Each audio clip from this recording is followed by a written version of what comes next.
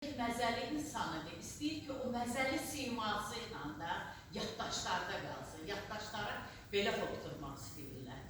Amma yenə də mən Xoşavaz xanımla da bizim çox tez-tez söhbətlərimiz olur. Ramizdən danışanda kədərlənməmək mümkün deyil. Bilirsiniz nəyə kədərlənir? Onu çox tez itirir. Ramiz, bilirsiniz necə insanıdır? O əsl dostdur. Biz onunla oxumuşuq. Mən elə bilirəm ki, mən qardaşımı itirdim.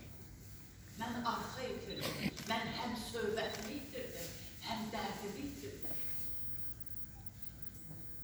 Amma yenə də onun o məzəli sözləri, onun o gülər siması yadıma düşəndə fikirləşirəm ki, Ramiz gəldi, getdi, amma daim bizim ürəyimizdə yaşayır.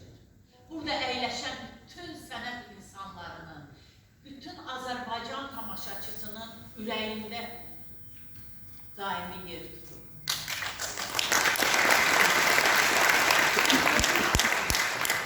Mənə elə gəlir ki, yəqin burada əyləşənlərin hamısına bu belə gəlir. Bax, indi Ramiz içəri gedəcək.